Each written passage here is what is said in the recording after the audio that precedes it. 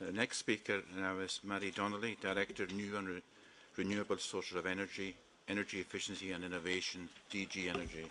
So over to you, Mary. Thank you very much indeed, and thank you very much indeed for the invitation to join with you today. As you can see, I'm a just-in-time type of person. I came running from a previous meeting. And that is because, of course, this week we have so many meetings in Brussels. I'm pleased to say that the European Sustainable Energy Week as a concept has taken off rather successfully. And at our last count, we have 722 events taking place throughout the European Union, of which 137 events are taking place here in Brussels this week. So it's not my objective to attend all of them, but I would like to try and get to as many as possible, which is why I tend to be running across the streets in Brussels. But I must say that I was rather pleased to be invited to join with you even for a short while this morning, because I'm a great believer in this particular pact. It may well be due to the fact that I come from an island myself, and therefore I appreciate and understand the important dynamics of being an island, the opportunities and indeed the constraints of island life. And in that context, I think it's particularly rewarding that already there are 12 partners representing 50 individual island communities. And I believe you can demonstrate, not just within Europe, what can be done, but more widely on an international stage. I was fortunate enough to be at a recent international event, and it was a UN type event with about 150 countries, and so many of the countries are actually island states that are under threat for their very existence due to climate change, rising water levels and others. And they are desperately looking for best practices, and indeed looking to the European as the beacon of light in terms of giving that best practice to them. And in order to support the initiatives that you are taking, and we do indeed applaud the ambitious objectives set out in the Pact, we would like to support your activities in a couple of concrete ways. I hope you are aware of the technical assistance support that we can make available to you through ENER. ENER is a grant aiding facility that we operate with the European Investment Bank, and its objective is to make bankable energy efficiency type activities, including renewables. Indeed, I understand that already one of the project partners has signed the ENER, and I hope it will work out well and will become, as I say, the forerunner of what will be the future in this context. There is a second issue that I think is particularly relevant in terms of the island approach to energy efficiency, and that is with regard to the retrofitting of existing buildings. This is an issue that we are challenged with throughout the European Union. We currently, and I talked prior to the recent increase and then decline of the construction industry, but on average in Europe we would construct 1% of our building stock every year. So if we want to have a modern, low energy, indeed even passive energy buildings, it will take us approximately 100 years to get there. And in the meantime, we have an existing stock in place.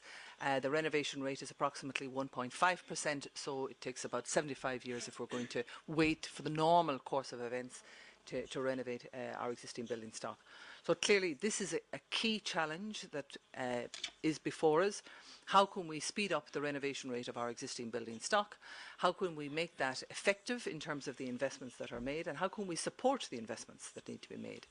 And this is the part of the challenge that we are trying to address through the new European Energy Efficiency Fund that will be launched in the course of the next few weeks. This is a fund that will provide a series of financial instruments for energy efficiency investment, particularly for the retrofit of existing housing stock, and will support directly the financial renovation of the stock. I need hardly mention, of course, that thanks to the Committee of the Regions, indeed the Parliament and the Council, the structural funds now can spend up to 4% of their budget on renovation of housing stock, not just social housing but all housing stock.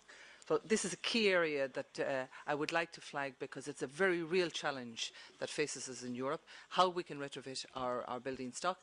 And the reason why I put so much emphasis on it is because, of course, it can deliver enormously towards the objectives of climate change and indeed CO2 emission reduction. But in the end of the day, it saves people money. It saves you money, it saves your neighbours money, it saves money for our communities and for our countries in the European Union, and therefore it is a valuable investment to make. And of course, in the process of making that investment, the delivery of the investment must be local, it must remain local, so those jobs are here in Europe and they must stay in Europe. So I think from an economic perspective, energy efficiency and retrofit of the building stock is a key issue that we need to drive forward as one of our policy objectives. A second issue, and I think islands are particularly well placed in this context, is in the area of renewables. One of the real attractions for renewables is that it can be decentralised, it can be local. There is some challenge certainly in terms of storage of energy that's generated, for example, during the day and then using it at night, or indeed in terms of dealing with the intermittent supply, depending on what technology is used. There are a number of pilot projects ongoing at the moment which demonstrate how feasible it is to deliver this within an efficient and compact island community. I believe this is the way forward. As we project our minds through to 2050 and indeed even beyond, clearly we don't know what the future will bring. Unfortunately, a month ago we didn't even know what a tsunami was going to bring. But it's clear that 40 years from now, our energy world will be very different to what it is today. I believe myself that renewables will be a key part of that energy world, and I believe it will be renewables that are generated and used in a decentralised fashion. And I think you are in the lead in that. You are the demonstrators of how this can work and work efficiently, and we want to learn from your experience. With that, I'll just say, wish you all the best for your meeting today, and I look forward to the signing of the pacts later on. Thank you very much indeed.